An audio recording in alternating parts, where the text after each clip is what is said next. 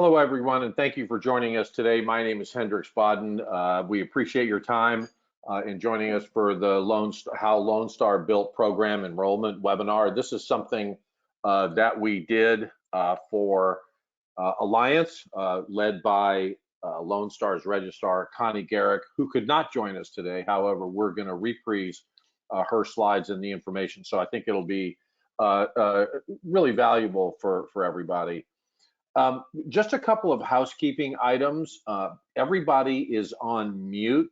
However, we do want this to be as interactive as possible, so we would encourage you to send us questions in the GoToWebinar client. There's a questions section. Go ahead and input your question, and what we'll do is we'll interrupt our broadcast to answer the question so that you get the information that you're asking about at the relevant time.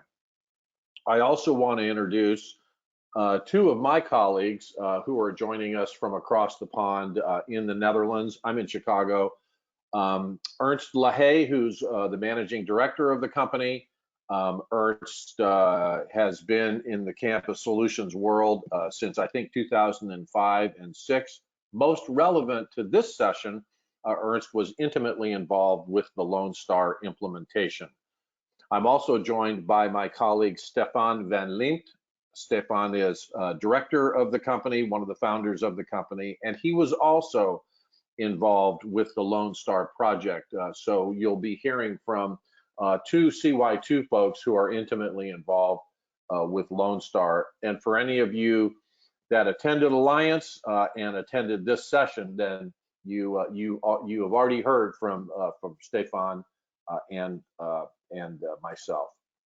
So I'm going to go ahead and just do a quick intro as to who we are. For those of you that don't know us, I would say we are arguably the top consultancy and solutions development firm in the EU. We're probably the de facto standard, have a very, very tight relationship with Oracle, not only on the go-to-market side, but also on the campus and student cloud development side. My role specifically, those of you may know me, I used to be Gray Heller Apsian. My role with CY2 is to bring CY2 to the US. And we've been engaged with that for about 6 or 7 months now. We've got a couple of clients here in addition to Lone Star that we'll be telling you about as we go forward in the marketplace. We've done hundreds of projects across 15 countries. So I would say that we probably have more campus solutions, functional and technical expertise than any firm on the planet. We've got dozens of consultants in multiple countries. We've got people actually here in the US now that offer both development and support. We're talking about program enrollment, but we've got a bunch of other solutions. We'll be doing webinars around all of those, and you'll certainly be on our mailing list. So who's Lone Star? I've actually known Lone Star for a very long time, going back to even when Mario Berry was there and he was the president of the HUG. It's one of the largest community colleges in the country. As you can see, 11 school districts serving a population of over 2 million, 8 campuses, 2 university centers, an enrollment approaching 100,000. And by saying that, what we're also saying is that they're challenged. The challenges that they face are very much what the challenges that I think everybody that's on this webinar face. There's just a lot of commonality, whether it's a community college, a 4-year college, for-profit, or whatever. And so I'm not going to go through and read this, but also, I mean, I think it's important to know how Lone Star thinks of itself, and they believe and they want to portray themselves and the things that they do, support them as a leader in the student community and delivering, on their mission. This will be familiar to most of you. I would dare say that probably most of you are somewhere in here and perhaps use all of the Oracle components that comprise their stack. So really nothing out of the ordinary. And so here's shifting away from who Lone Star is to why did Lone Star actually decide to move away from the academic advisement model to a program enrollment / guided pathways model. And it's really the data contained in this table. Connie presented this at Alliance, and it was really, I mean, I don't believe they thought that they were failing at their mission, but they definitely thought that they could be doing better at their mission and preparing students, with degrees to go out into the world. And two of the metrics that really jumped out are how long it was taking people to complete their degree and how many excessive credit hours students were taking. And it's just because they can, I mean, you all have seen this, they can go off path and take courses that may be super interesting, but don't necessarily help them towards achieving their degree and graduation. And so I'm not going to go through this slide specifically, but obviously we've highlighted with the red box some of the issues that they were facing, just the data behind that. What we don't have yet is we don't have the post-guided pathways data, and when we get into the project timing, there's a really good reason for that, but that data will be starting to come out.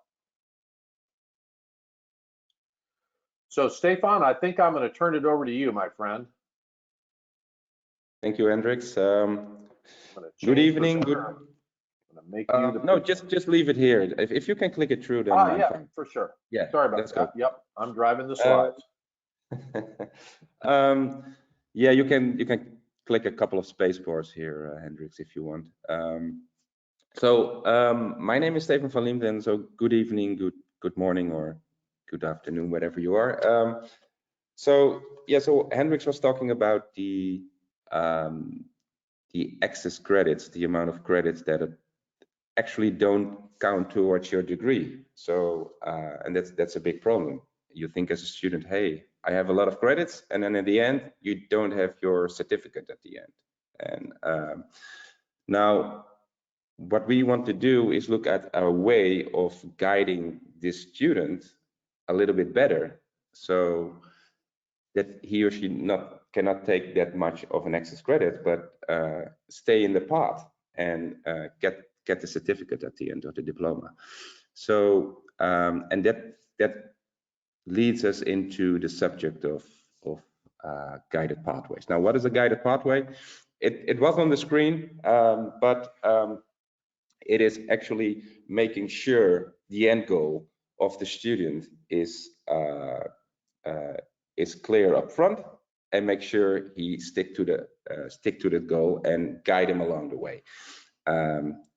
And there's a really nice resource. It's underneath the screen. It's from the EAB, which is the Education Advisory Board, EAB.com. And actually, this is a big consultancy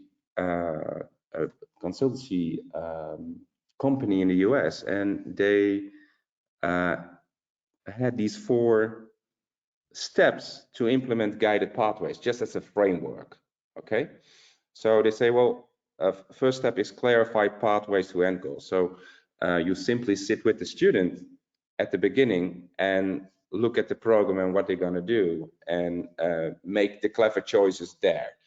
And once you are settled on what they're going to do, the 4 years or the 3 years, make sure they enter this pathway and stay on their path. Now, of course, this is easier said than done, but at least this is the idea or the logical behind guided pathways. And to implement this, there are different ways of doing this, because there is an organizational part to the guided pathway to make sure it works from an organizational point of view. And there is a more technical part, which runs down maybe to your SIS or campus solutions, And this is where we're gonna look into detail a little bit more. So if you go to the next slide, we have people and processes and the technical part. And I will show you a demo in how we can later on, first you go a little bit more into the project, and then I will show a demo on how to configure guided pathways through program enrollment in campus solutions. Now, that might be a little bit overwhelming, so let's do one step back. And on the next slide, I just want to make sure we have a couple of things cleared out before we continue. So this is actually what happens at Lone Star back then, right? The amount of access credits was something that people can just shop for courses, doing the class search, pick any courses, and there was really nothing that held them back doing so. And picking that much courses, that in the end, that might lead to a degree, but it wasn't for sure. So, for example, semester 2 courses, there were 2 courses that weren't counting towards the degree, and they were picked by the student anyway. So this is what most universities that use campus solutions, they use a traditional planning, academic advisement planning, and this could be a pain in the neck for a lot of institutions. Now, if we look to the next slide, then we see a lockstep journey, which is more a UK or Europe, or maybe the Netherlands thing, or Europe thing at least, where we see that there is no way that you can plan your courses on your own, like in the US. You have just a year, and a second year, and a third year, and maybe a fourth year, and all the courses are fixed. So it's planned already, and you have to stick to this rhythm. There's no way to deviate from it. The positive thing is, if you stick to the drum beat, then you know for sure that you have a degree at the end. So that is lockstep. And this is another model we use in the, in the Europe at least. And then we can go to a guided pathway. So guided pathway is the solution of, okay, how can we make people or students plan their journey without going off the beaten track, or without going off their pathway. So they don't pick, they pick the right courses to plan. They can plan it whenever they want, but we make sure these courses count towards a degree. And this is the balance between the lockstep and the traditional journey. We want a guided pathway. We want to give them the flexibility to plan, but we also want to keep a keen eye that they are planning the right thing. And that is what we think of a guided pathway. So before I hand over it to my colleague Ernst, so what does program enrollment? It's giving you the full plan of a student up front, and students can plan their courses in this plan that was made for them up front. And it allows advisors to view or edit the plan and guide them in their plan, maybe add courses or delete courses on the way. So it's a very flexible way of also changing along the way. So it's like a real planning. I mean, there could be something students may have a hard time or having a sabbatical in between, so you can adjust the plan to it. And so this is all what program enrollment is. It's a flexible way of planning your career, but with a keen eye on keeping students in their path. So it still doesn't prevent a student going to class search and say, hey, I'm still registering for other classes. You can do that, but we will see later in the demo how we guide the student in a very fast and flexible way to plan their career using program enrollment. Okay, I think it was my last slide, so we're doing the demo later on, and I think now it's time to talk about something about the project, I believe. Yeah, thanks, Stefan. I'll go ahead and I'm going to turn control over to Ernst. Right. Ernst, you are now. No, sorry, I'm my bad. I'm going back to the. Well, you know what? You think that after all this time I would know what I'm doing, but You're good. sorry, we're gonna do. Sorry, folks. We actually practiced this, but I'm the weak link in the chain. Before we go to actually talking about the project and then doing the demo, what we thought we would do is find out from you all kind of where you are in your journey. So I have a 2-part poll. One is, what are you doing? Are you doing academic advisement, program enrollment, or both? And if I could get as many of you to answer, that would be awesome, and we'll display the results. And then I've got a follow-up question.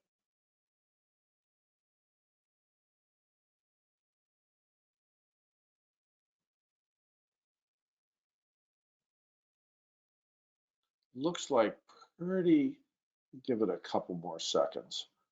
Looks like it's pretty well answered as kind of as we expected. I'm going to share the results. Definitely heavily weighted on the academic advisement model, and that obviously does our heart a lot of good. And then the other one is, if you're doing guided pathways, how are you doing it? So the few folks on here who are doing it, love to hear kind of how you're doing. Is it custom, third party, so on and so forth? Pretty well split. It's interesting. Awesome. I think that's all the answers. I'm going to go ahead and close the poll and then share the results. Interestingly enough, I'm really happy. I know we're all really happy to see this, that you're using your campus solutions to support program enrollment. I mean, that's our whole message, in that, we can, we figured out, as you have, and also with the program enrollment in campus solutions extended, that you don't have to license third-party software. There's not a lot of custom development that needs to be done. You already have the licenses, so I mean, it goes directly to managing cost and risk. All right, so Ernst, I'm gonna go back to my slide deck and go to the project. Yep, please do. Yep. Okay, thank you. Good evening, good day, good morning, wherever you are, as Stefan said, so to say. Happy to speak to you today about the project that we actually did at Lone Star. As Hendricks explained in his story about the actual problem, and then of course the solution that came after, when we actually were involved by Lone Star to get into this project, they were already quite well on their way with the academic side of the project, because once they had actually figured out, as you saw in the slide, that there was far too many students who actually had a massive excess credit problem, as well as a fairly low number of students actually making their degree in time, or even making their degree in total, they actually realized that there were two major things to be done.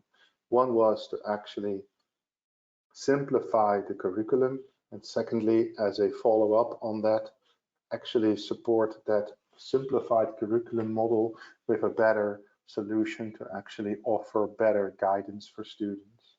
So when we were actually taken on board by, or asked to come on board by Lone Star, they were already well on their way on the academic side of the institution to define slimmer, smarter, and more structured curricula that had less options and less choices but therefore actually guided students better to their goal, which is a degree, of course.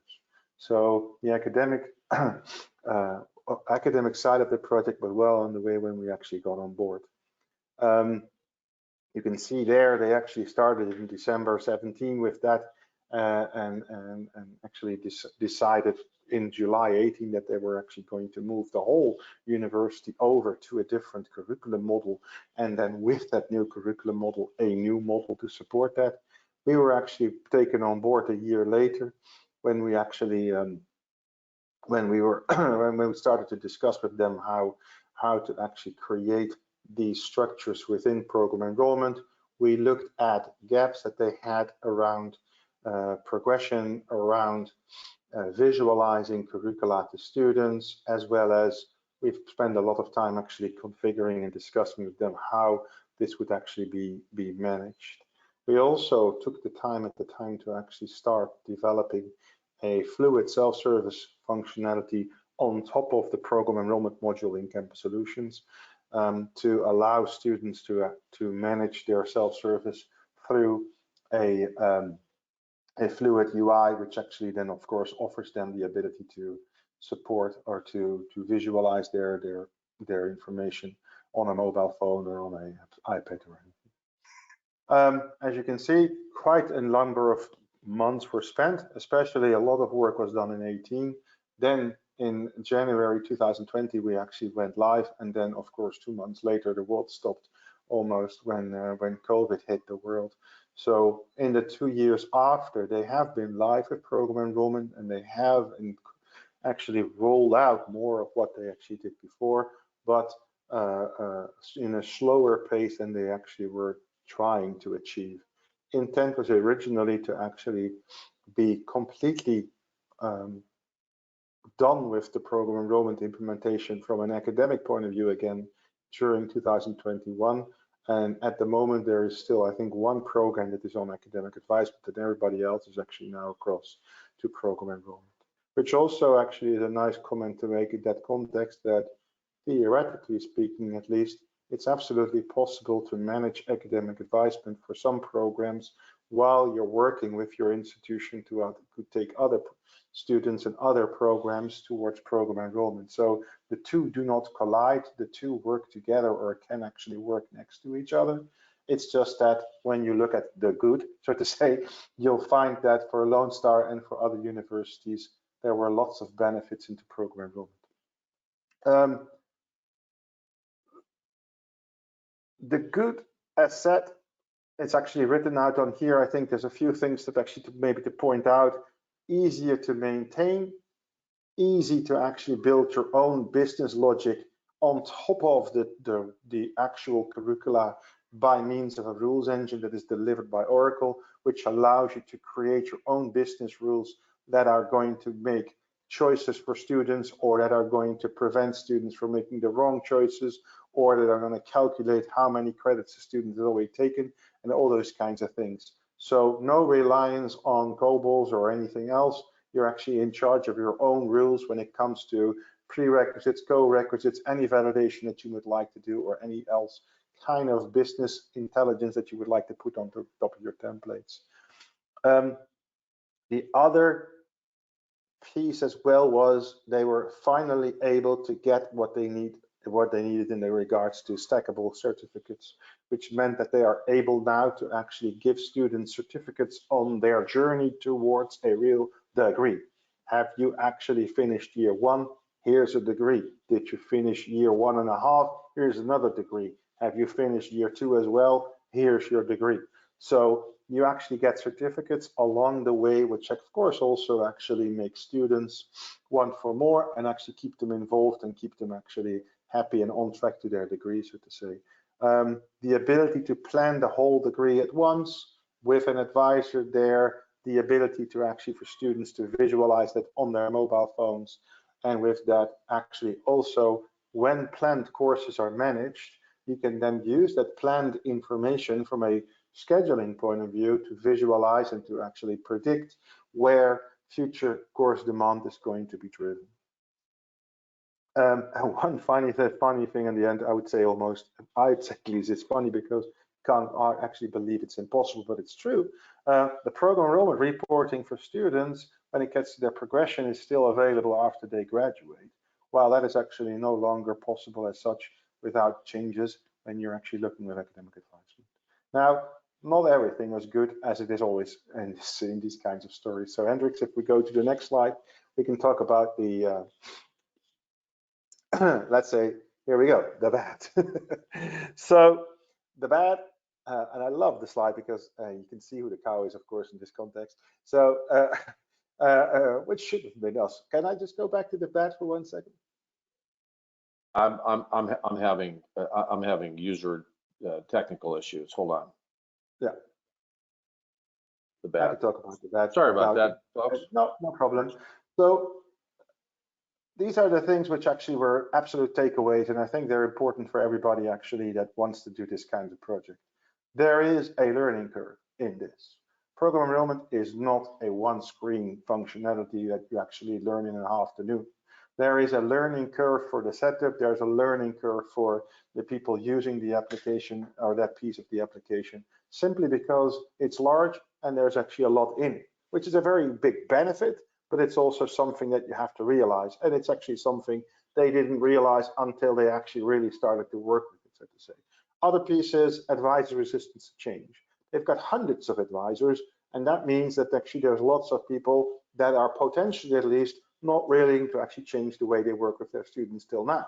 So from a change management point of view, it was really something that they actually, to some extent, underestimated to actually have to discuss this with the advisors and actually work with them to let them understand as well how the new model would work, so to say.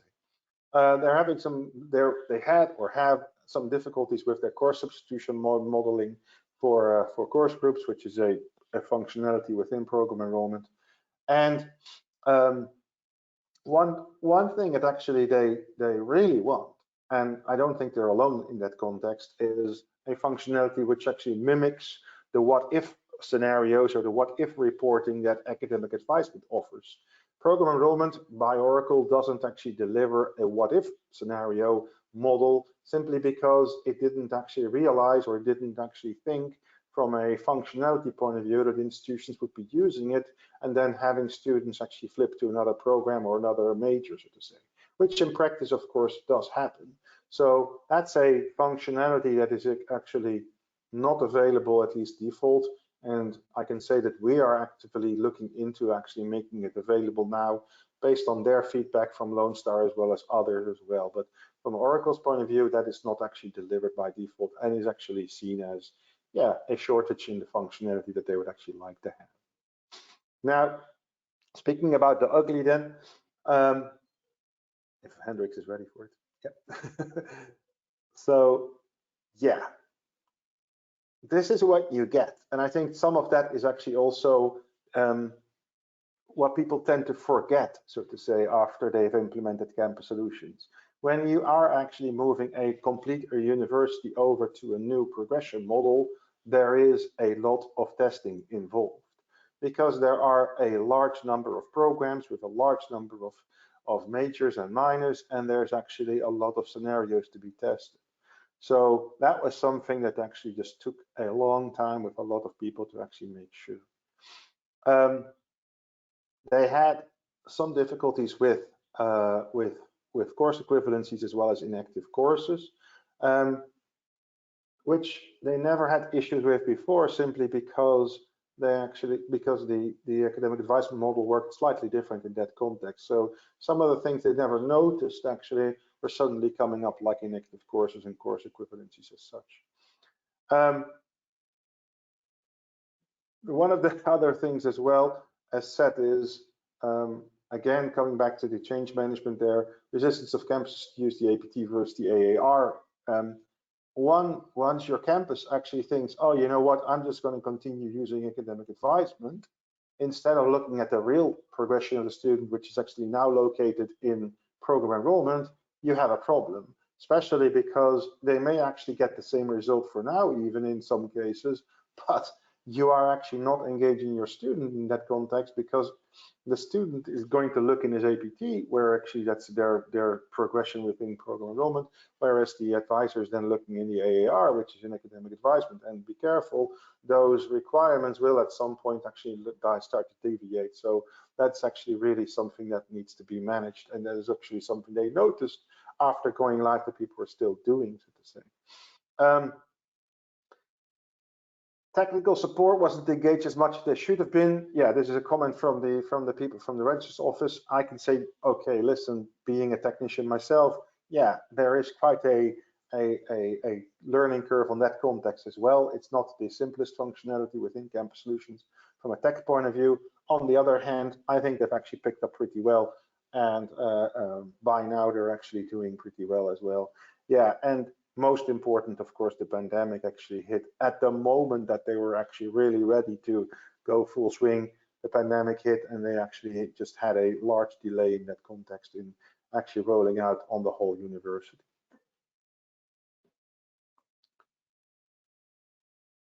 Can you flip? Yeah. And with I think that, we're gonna switch to the demo. Thanks, Ernst. Absolutely.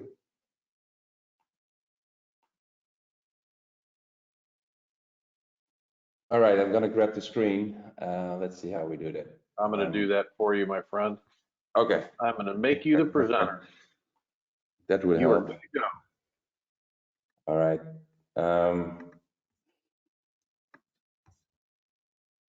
Let me share. Do you see this, the home screen of Campus Solutions right now? Not yet. Now we do. Yeah. We do. Yeah. Okay, then we're good to go. So,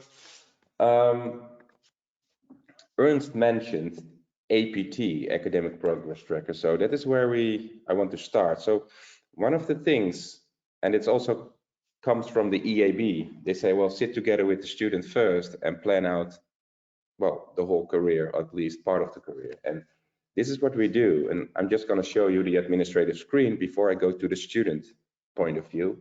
So if I say Academic Progress Tracker here, then it should be good. Yeah. Now I have a student prepared. 1, 2, 4.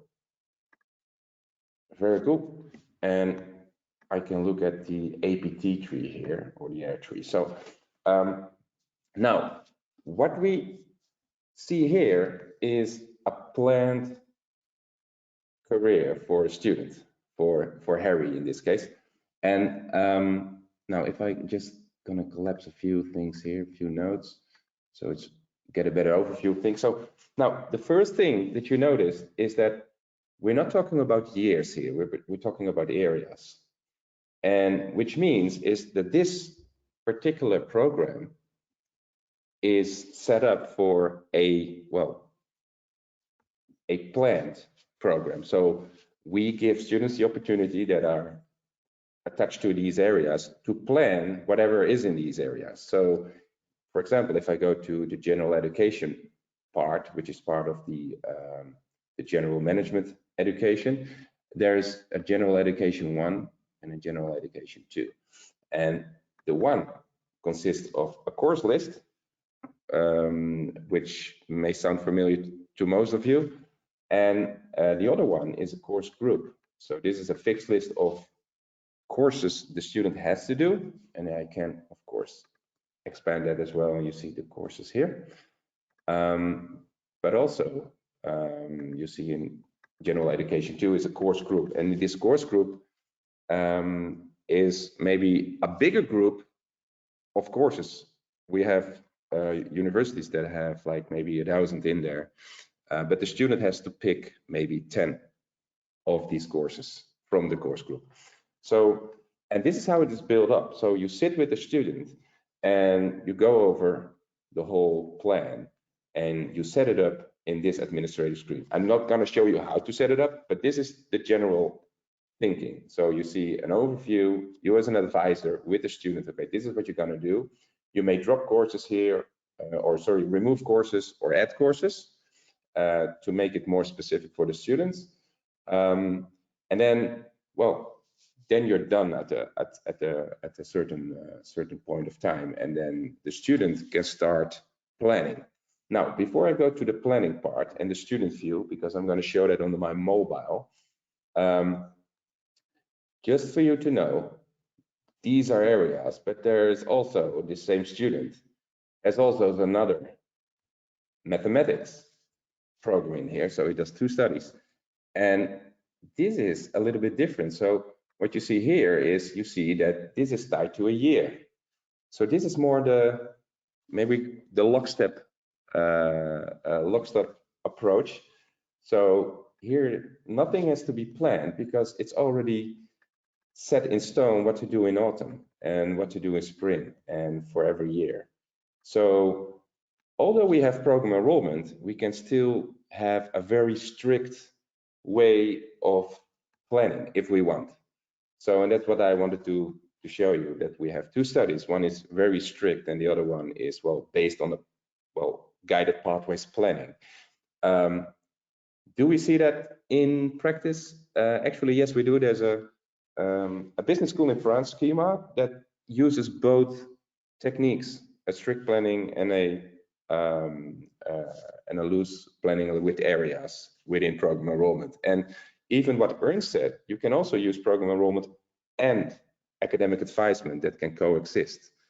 So that keeps the model very flexible in campus solutions as you go. So you can try new studies on program enrollment. We see that a lot with, for example, continuous education as well, that people that say, hey, we have a smaller campus and we want to check out if this works for us, and it actually works great, and then we can move over to a next campus using the model as well.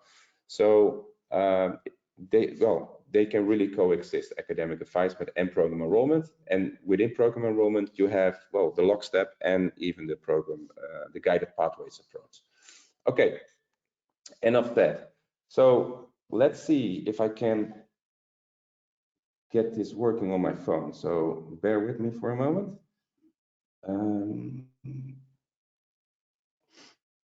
Yeah, here we go, I guess. Yeah.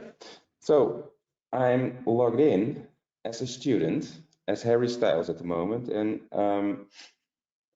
what I'm going to do, I'm going to show you at least one of my studies, and I'm start with the general management. If I go to plan and register courses here, then you can see that the general education, which I just showed from an administrative point of view, is now on my mobile. And here you can just scroll through to the bottom and you see all the modules I have to do. Now, this is the guided pathways approach. So I need to plan. So nothing is planned for me. So I plan as I go. So let me click on education 1 for a moment. And I already see I have some grades in. That's perfect. But I also see that I need to plan a few here. And I can see that because there is a selected term here, or term selector. Now, if I choose introduction to sociology, then I do see a lot of terms here popping up. And it's up to your configuration, how many terms in advance you want to plan. I believe Lone Star has like 4 terms in advance that people can plan. So they may plan for 2024 fall or maybe 2025. Now, for this demo, we didn't configure all the terms. So I know there has to be something in 2023 spring. And if I click that, I do see their blue line here that says, hey, there's one more, at least one class open here. And I may find a term in 24, and there says no open or waitlist classes available. So when I click on 23 again, then I really know, hey, this is something, there should be class option for me.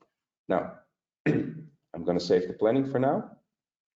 And let me get to home. So I just picked one course from the course list, and let's go to a course group now. So education 2 has a bunch of courses in a course group. So what I can do, I I can just add the course by clicking on it. Can scroll through the course groups, but it's limited to, I think, 30 or 40, and but I can also search. So if you have a lot of courses into this course group, you can say, hey, now let's say, oh, I know it's on top, so if I say accounting or something, it gives me accounting. And that's the only one I have right now. And I can do exactly the same and say, hey, okay, I'm gonna plan this for 23. Also one or more options available, very good. So I will return and save my planning. Okay, now I think you get the hang of it. It's just going over your modules, select a term, and then save your planning. And once you're done, it's actually like a shopping experience. You're putting in a shopping bag, and then once you're done, you can go to register. And that brings us to the enrollment and the final enrollment screen here. As you can see, because you can select multiple terms and you can plan multiple terms ahead, you have to choose here, okay, for which term you want to already enroll. Now, I've chosen the 23 year, so I will click on that. And then those two courses that I selected are in my bag here. Now, the funny thing is the first course here, the introduction, has only one class available, so it will default on this class, so I don't have to choose any class. For accounting, I have to choose a class here, so let me click on that.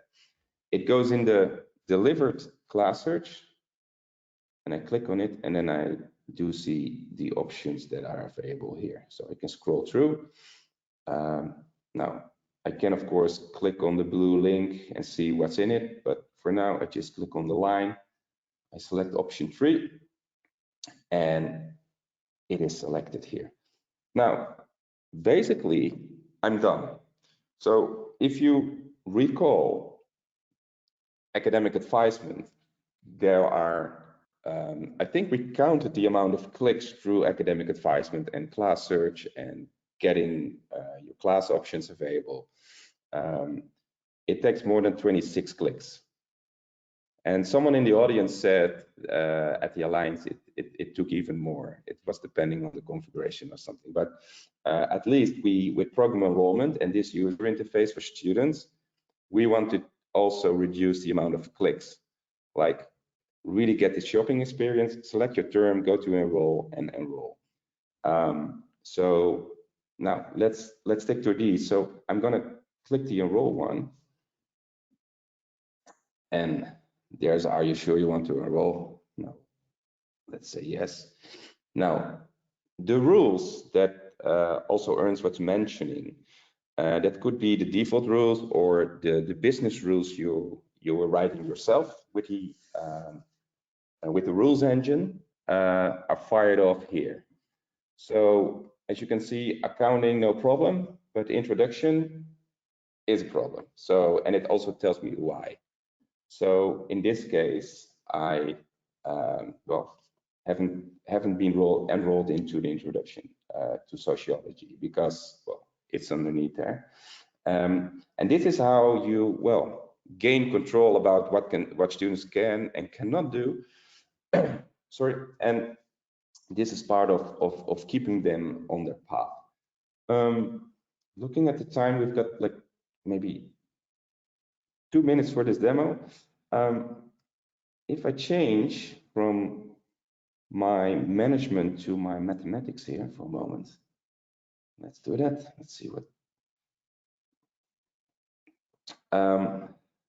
I'm here at my my shopping bag again, but I would just want to show you the home page. So remember, the mathematics was more a strict form of planning, or no planning at all. And there you can see that we have the years, year 1, 2, and 3, and it's already planned. Autumn is already planned. You see also 3 planned. So if I click on it, then it's already done for me. So there's nothing to do actually.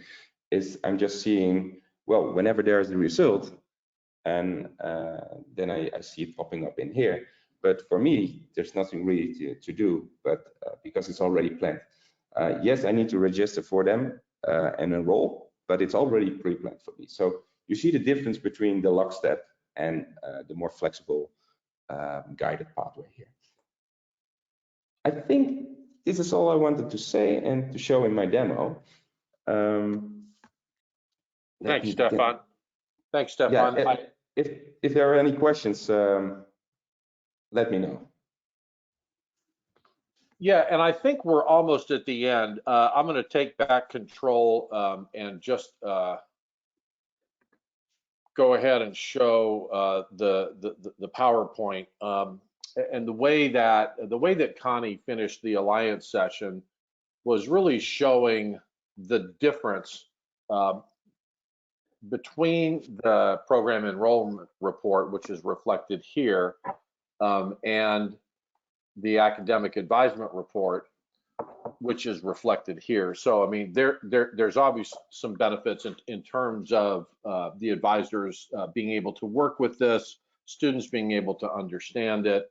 And I can go, you all have seen this report probably ad nauseum, but in any event, this reflects kind of where I think most of you are.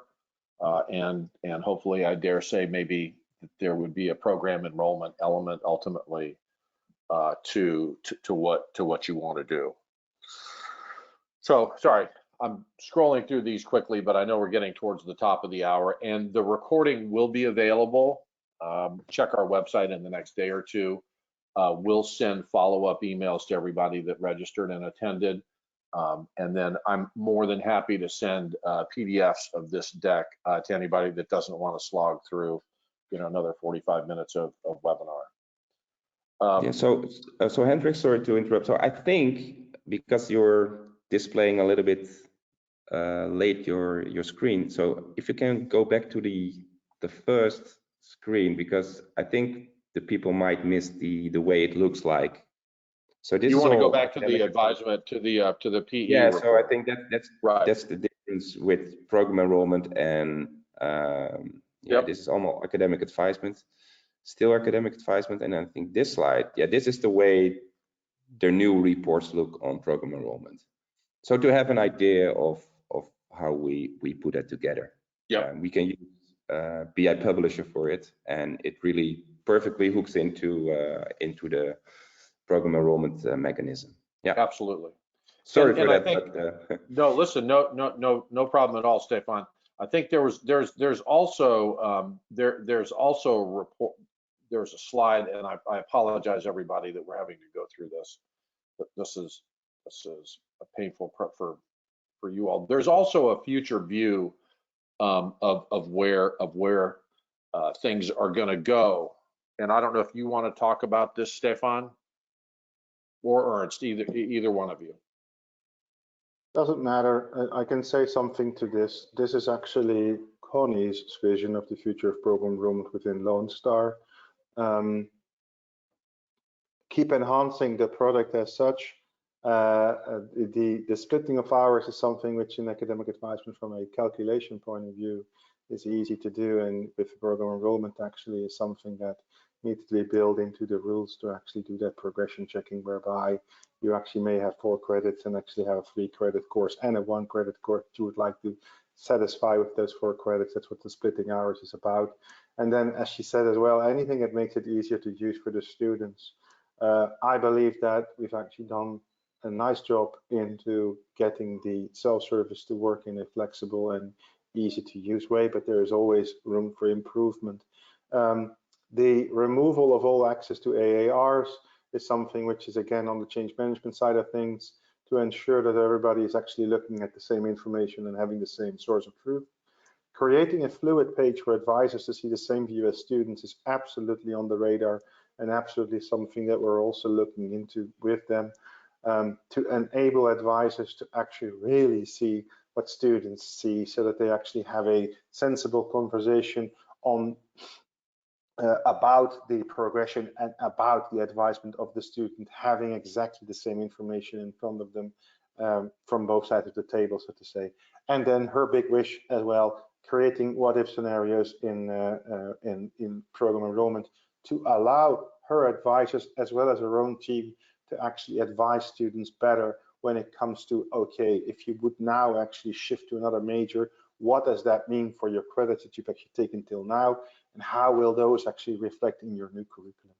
So some really, I would say, interesting extra additional elements to be added to the model that that they're actually looking into, and as mentioned, we're also looking into that with them as well.